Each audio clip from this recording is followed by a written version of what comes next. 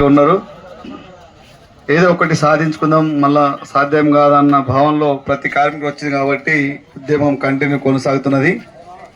అయితే మనకు నిన్న జరిగిన విషయం ఏంటంటే అన్ని సంఘాలతో నిన్న ఒక సమావేశం ఏర్పాటు చేయడం జరిగింది, రౌండ్ టేబుల్ సమావేశం హైదరాబాద్లో. దానికి అన్ని సంఘాలు వచ్చి వాళ్ళ అభిప్రాయం చెప్పడం వల్ల అక్కడ ముఖ్యమైన నాయకులు ఇద్దరు, 2 యూనియన్లకు సంబంధించిన నాయకులు, ముఖ్యమైన నాయకులు రాలేరు, 327, 1104. వాళ్ళు రేపు రావడం జరుగుతున్నది. రేపు సమావేశం వాళ్ళ ఆధ్వర్యంలోనే పెట్టడం జరిగింది హైదరాబాద్లో. రేపు అన్ని సంఘాలు, ఈ సంస్థలో ఉన్న ట్రేడ్ యూనియన్లు అన్నీ రేపు కూర్చొని ఈ ఆర్టిజన్ సమ్మెపై వాళ్ళు చర్చించి వాళ్ళ నిర్ణయం ప్రకటించడం జరుగుతుంది. మళ్ళీ వాళ్ళ నిర్ణయం ప్రకారము, ఎందుకంటే ఈ సంస్థలో పెద్దన్న పాత్ర కానీ ఈ సంస్థలో మొత్తం ముందుండి నడిపిస్తున్న నాయకులు, సంఘాలు ఉన్నాయి కాబట్టి మన వాళ్ళు రేపు వాళ్ళు ఏమో చెప్తారో ఇని దాని ప్రకారం మనమే ముంగడబోడిన అవకాశం ఉంటుంది. ప్లస్ ఇంకా నిన్న ఏం జరిగిందంటే కన్సల్టేషన్ మీటింగ్ జరిగింది లేబర్ కమిషనర్ దగ్గర.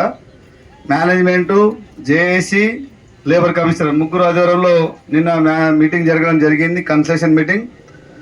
అందులో బలంగా మన వాదనలు, మన హక్కుల గురించి, మన డిమాండ్ల మీద మనం మేనేజ్మెంట్ దృష్టికి ప్లస్ లేబర్ కమిషనర్ దృష్టికి తీసుకెళ్లడం జరిగింది. అయితే వాళ్ళు యాజమాన్యం వాళ్ళ తరఫున కొన్ని పాయింట్లు తీసుకొచ్చారు, ఇంకా కొన్ని తీసుకురాలేదు కాబట్టి లేబర్ కమిషనర్ గారు నెక్స్ట్ మీటింగు 17వ తారీఖు వేయడం జరిగింది. కన్సల్టేషన్ మీటింగ్ అనేది మళ్ళీ 17కి పోస్ట్ పోన్ అయింది. 17వ తారీఖు రోజు మళ్ళీ మనకు చర్చలు ఉంటాయి. ఆ రోజు మనం మన భవిష్యత్తు గురించి, మన ఉద్యమం గురించి, మన హక్కుల గురించి ఆ రోజు మళ్ళీ డిస్కషన్లు ఉంటాయి. ఆ రోజు మనం చర్చించి నిర్ణయం తీసుకోవడం జరుగుతుంది. కాబట్టి ఎవరు భయపడే అవసరం లేదు. ఇది ప్రజాస్వామ్యం ఉన్నది. ఈ దేశంలో ప్రతి పౌరుడు కొట్లాడే హక్కు ఉన్నది, ప్రతి కార్మికుడు కొట్లాడడానికి హక్కు ఉన్నది. కొన్ని యాజమాన్యం కానీ ప్రభుత్వం కానీ భయపెట్టడానికి ముందుకు వస్తుంది, కానీ ఇది ఏమి ప్రజాపాలన కాబట్టి, ప్రభుత్వం ప్రజలతో ఎన్నుకోబడుతుంది కాబట్టి వాళ్ళకి ఎంత హక్కు ఉంటుందో మనకి అంతే హక్కు ఉంటుంది. ఇది మనకు అందరూ తెలుసుకోవాలా. సరే, కొంతమంది నాయకులకు, ముంగటున్న ఉద్యమం చేసే వాళ్ళకి కొంత ప్రాబ్లం ఉన్నా కూడా, మేము గత ప్రభుత్వంలో కొట్లాడినాం 4 సార్లు కొట్లాడి అంతో ఎంతో కొంత సాధించుకున్నాం.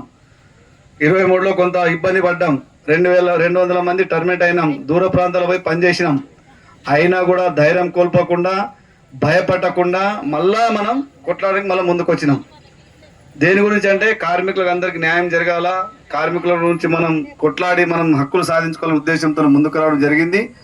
చాలా సంతోషం. జన్కోలో మొట్టమొదటిసారిగా ఇంత పెద్ద ఎత్తున 98% సమ్మె స్టార్ట్ చేసి ఈ రోజుకు 7వ రోజు కంటిన్యూ కొనసాగిస్తూ కొంతమంది ఏదైతే టర్మినేట్ నోటీస్ చేయడం వల్ల కొంతమంది భయపడి, వాళ్ళకు అధికారులు కానీ అక్కడ ఉన్న కొంతమంది భయపెట్టడం వల్ల కొంత భయపడి లోపల పోయారు. కానీ వాళ్ళకి బాధ ఉన్నారా, పోయిన వాళ్ళకి ఏమైనా సుఖంతో సంతోషంతో పోలేరు. ఎందుకంటే మా సోదరుల కాడ వదిలేసి ఈ భరించలేకపోయినామని వాళ్ళు బాధపడుతున్నారు.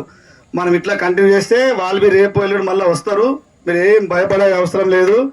మన హక్కులు సాధించే వరకు మనం కొట్లాడి సాధించుకోవడం తెలియజేస్తే, ఇప్పుడు ముఖ్యంగా మనము ఈ జేఏసీ, లోకల్ జేఏసీతో మాట్లాడడం. ఇప్పుడు మనము ఈరోజు అంబేద్కర్ గారి జయంతి ఉన్నది కాబట్టి ఆ సెంటర్లో అంబేద్కర్ విగ్రహం దగ్గరికి వెళ్ళి పూలమాలలు వేసి నివాళులు అర్పించి మనం శాంతియుతంగా, మౌనంగా, ఎక్కడ స్లోగన్స్ ఇవ్వకుండా మనం అంబేద్కర్ గారికి జయంతి సందర్భంలో మనం ఆయనకు నివాళులు అర్పించబోతున్నాం. కాబట్టి ఎక్కడ ఇబ్బంది చేయకుండా, ఇబ్బంది పడకుండా ఒక్కరికొకరు మామూలుగా పోయి ఈ దారితో పోయి ఈ సెంటర్ పోయి మనం మళ్ళీ అక్కడ మార్కెట్ నుంచి పోయి ఆ విగ్రహానికి నివాళులు అర్పించి మనం మళ్ళీ తిరిగి మన టెంట్ కాడికి వస్తాం.